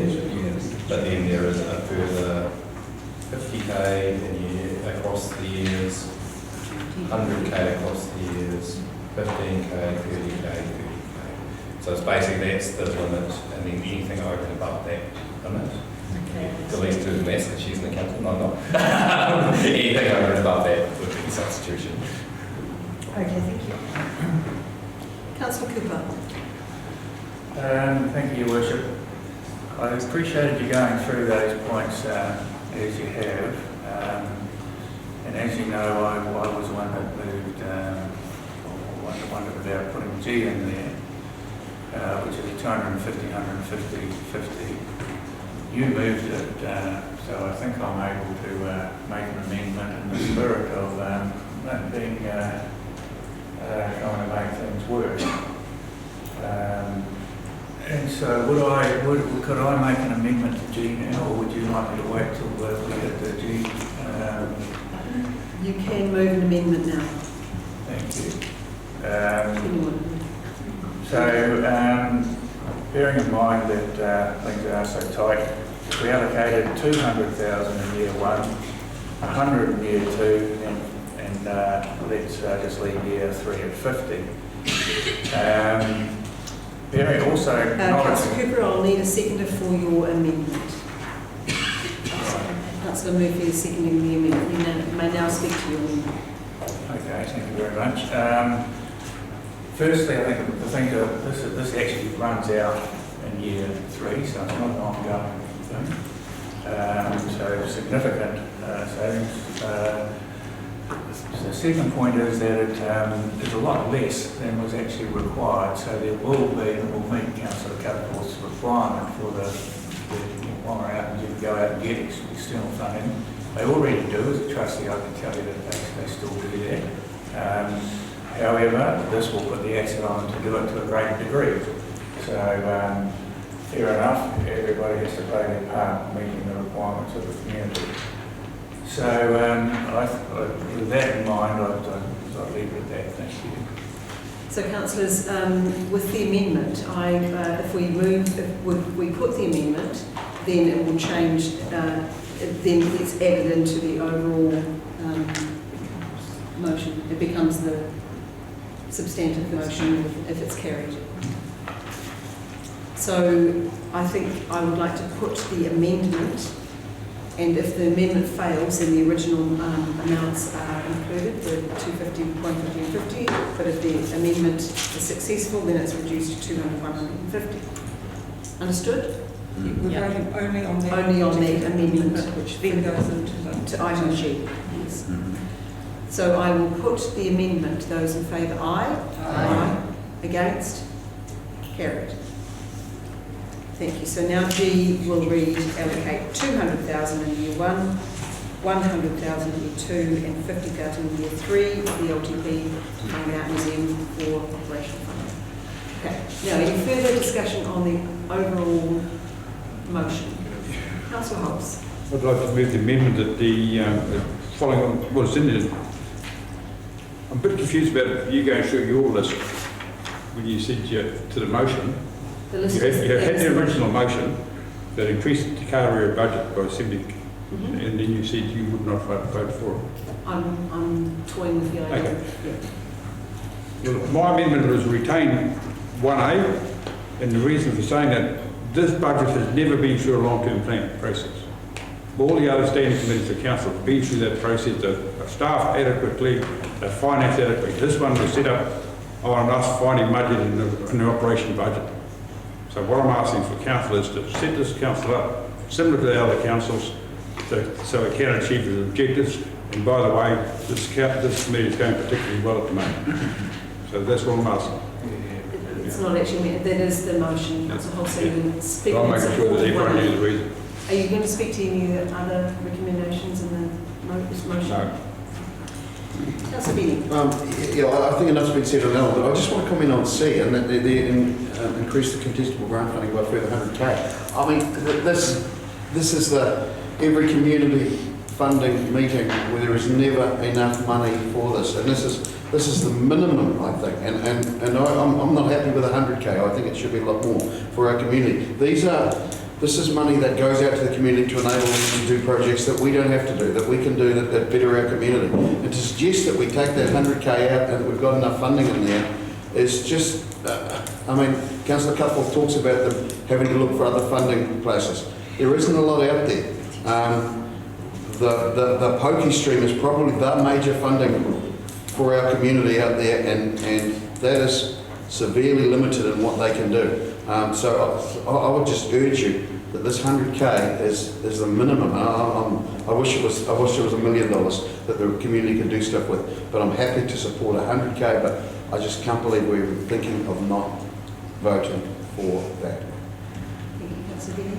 Councillor Murphy. Thank you. Just also on C, because I agree, and community funding is really important. We put it up significantly in the last long-term plan, quite significantly, and I have the feeling when you see the applications that come through, they're very diverse, but I think we will never have enough. You know, there will always be, doesn't matter how big the pot of money is, there will always be people wanting to apply for it.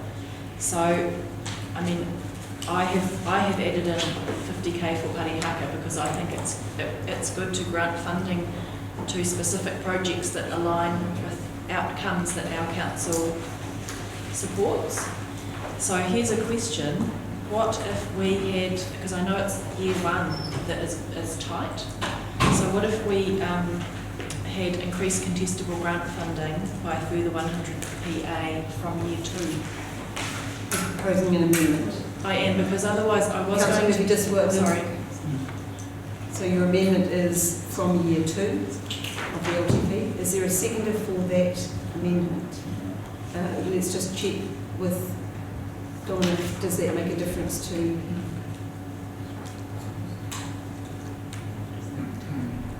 If it makes it more affordable. So year 2 is the year that we're tight. The year we're tight particularly. So if you say year 3? Get revenue from the reference. No, I'll just leave it. Is there a seconder for the amendment? Lapses for want of the seconder. Councillor Cutforth. Just a question. Just looking at 1A, if council voted against that, where does that then leave the Kariarea budget? No increase. There would be no increase, but somebody could move a further amendment. A further motion.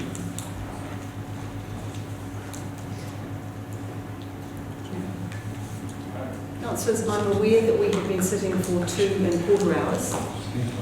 I'm going to adjourn for a 10-minute break and come back to the vote.